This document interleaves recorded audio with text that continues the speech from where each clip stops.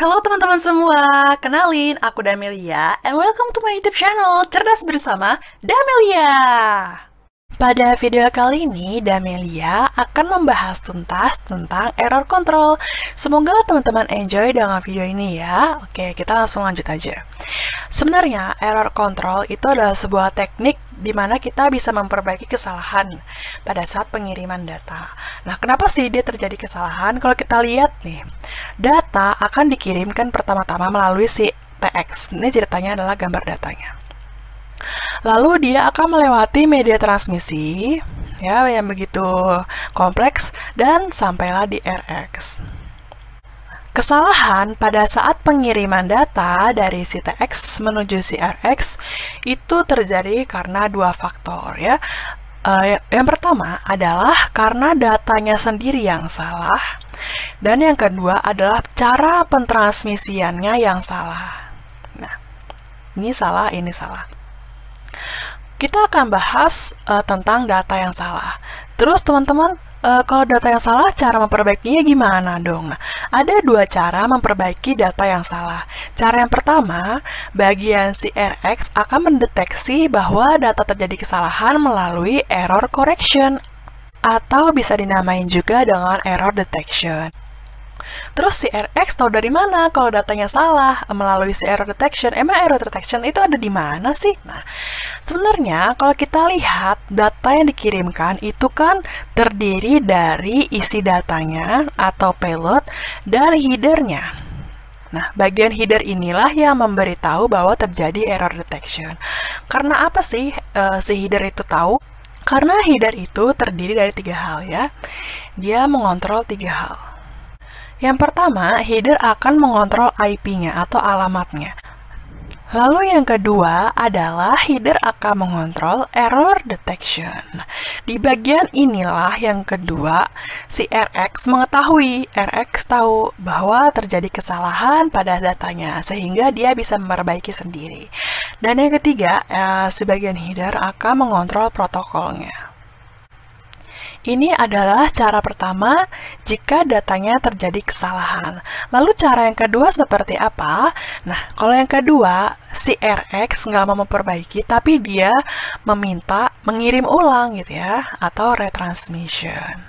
Nah, RX akan meminta TX mengirim ulang si datanya jika RX itu memberikan sinyal pada si TX-nya. Nah, sinyalnya itu teman-teman, ada tiga ya, dia tergantung pada flow control yang dipakai. Untuk lebih lanjutnya kita akan bahas di bagian yang kedua. Sekarang kita akan melanjutkan cara memperbaiki jika terjadi kesalahannya pada saat mentransmisikan datanya. Nah, mentransmisikan sebuah data itu kan menggunakan flow control. Dan flow control itu terbagi menjadi dua, yaitu yang pertama ada yang namanya stop and wait, dan yang kedua ada yang namanya sliding window. Untuk memperbaiki flow control yang menggunakan stop and wait, dia akan mengimplementasikan teknologi yaitu stop and wait ARQ. Sebelum kita memasuki cara memperbaiki kesalahan melalui tiga cara ini, kita akan memasuki materi dulu yaitu stop and wait dan sliding window. Kalau teknologi stop and wait ini, dia akan mengirimkan datanya one by one. Jadi di sini adalah sisi pengirim dan inilah sisi penerima. Ceritanya ya, ini adalah pengirim, ini adalah penerima.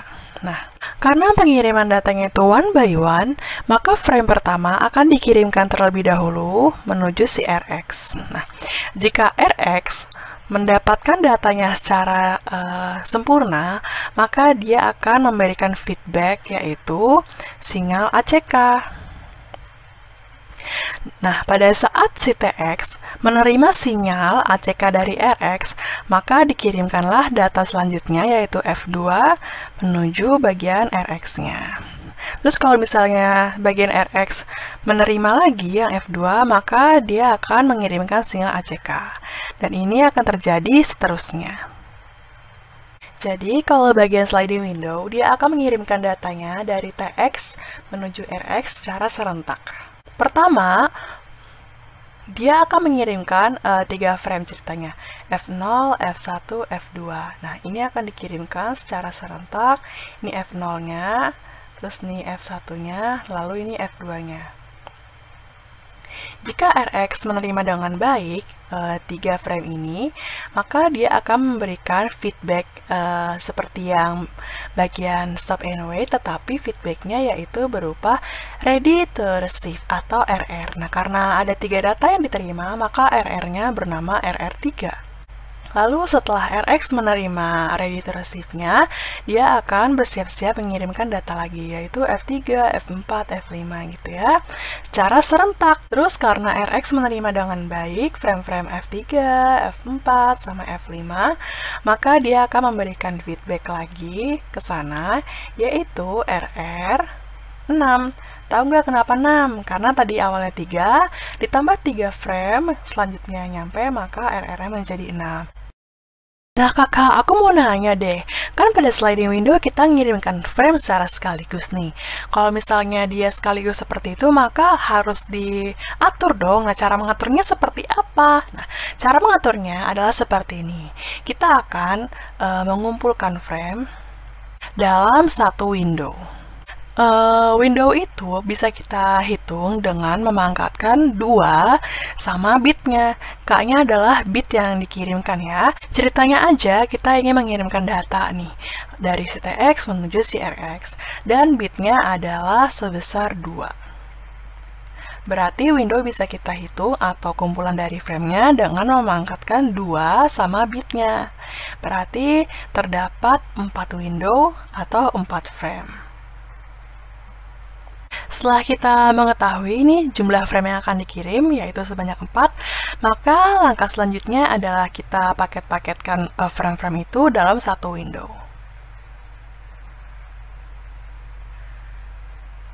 Ceritanya ini adalah window-nya. Nah, penomoran dalam sliding window itu diawali dengan huruf 0, lalu diakhiri dengan jumlah frame-nya, yaitu 2 pangkat K, dan dikurangi dengan 1. Karena ini adalah 4 frame, maka penomorannya adalah 0, 1, 2, dan 3. Oke, akan saya review lagi. Berarti sliding window akan mengirimkan frame secara sekaligus seperti F0, F1, F2 seperti itu, di mana frame-frame tersebut akan dikelompokkan menjadi window. Dan window-nya bisa kita hitung dengan 2 pangkat K. Lalu penomorannya akan dimulai dari angka 0 dan diakhiri dengan 2 pangkat K lalu dikurangin 1. Oke? Nah, jika notifikasinya diterima oleh Rx dengan baik, maka Rx akan mengirimkan sinyal yaitu RR atau ready to receive. Aturan pemakaian dalam sliding window itu terbagi menjadi 2. Yang pertama adalah jumlah frame pada sisi TX dan sisi RX itu haruslah sama. Jika sisi TX mempunyai 8 frame, maka RX pun mempunyai 8 frame juga.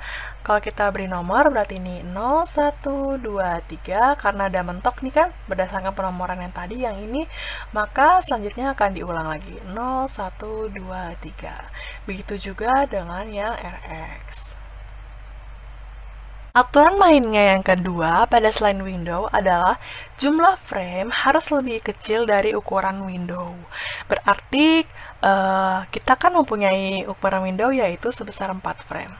Maka dari itu jumlah frame yang akan kita kirimkan maksimal adalah 3 frame. Di sini sudah saya sediakan gambar di mana kita akan melihat secara detail cara kerja dari sliding window. Yang pertama adalah kita paketkan dulu si window berdasarkan jumlah frame maksimum yang akan dikirimkan. Kita tahu bahwa frame maksimumnya adalah 3 frame, maka window-nya seperti ini, 0, 1, dan 3. Oke, langsung dikirimkan saja frame 0, frame 1, dan frame 2 menuju si RX. Maka RX akan mendapatkan 3 frame tersebut. Nah, jika RX mendapatkannya dengan sempurna, maka dia akan memberikan feedback berupa sinyal RR3. Oke, ready to receive. Oke, karena 3 frame sudah dikirimkan, maka sisanya yaitu tinggal 1, karena dia awalnya adalah 4 frame.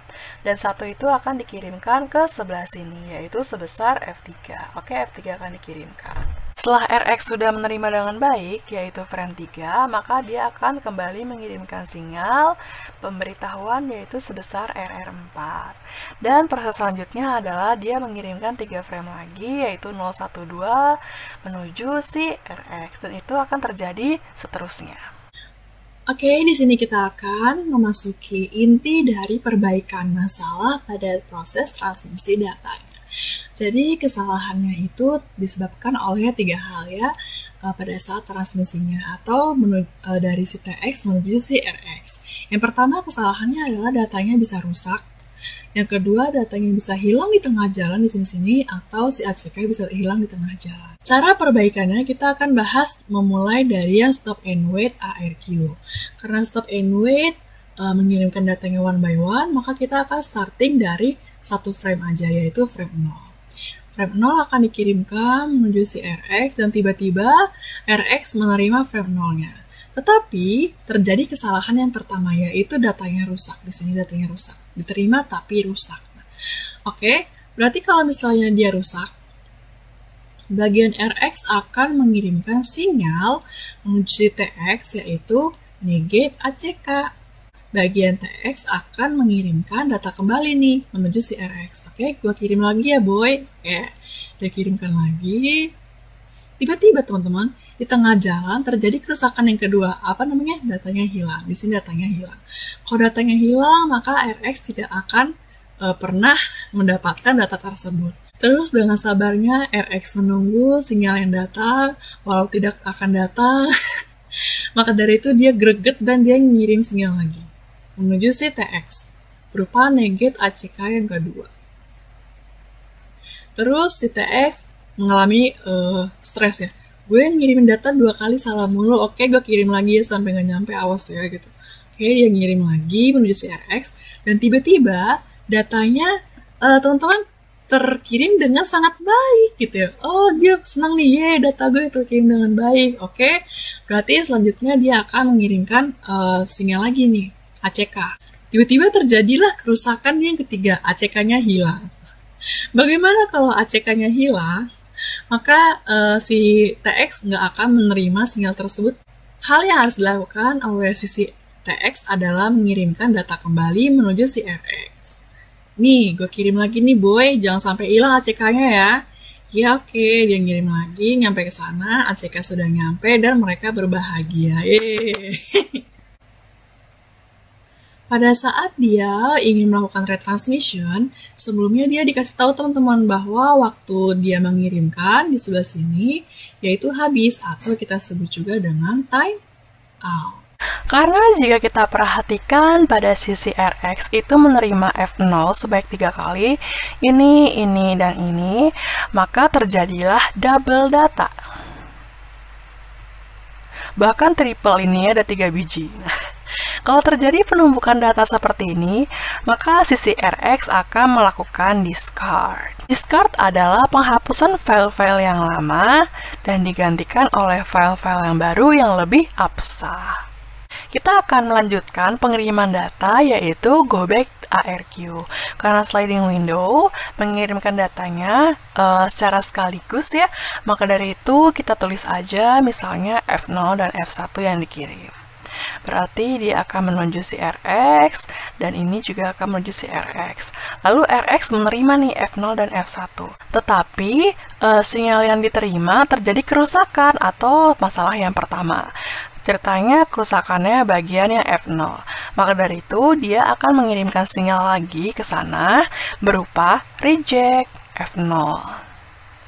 Karena dia mengandung prinsip go back, artinya adalah kembali ke awal, maka frame-nya akan dikirimkan dari awal lagi, yaitu F0 dan F1. Tiba-tiba dalam perjalanan pengirimannya, F0 terjadi kehilangan, tapi F1-nya nyampe ke sini, ya, F1-nya nyampe.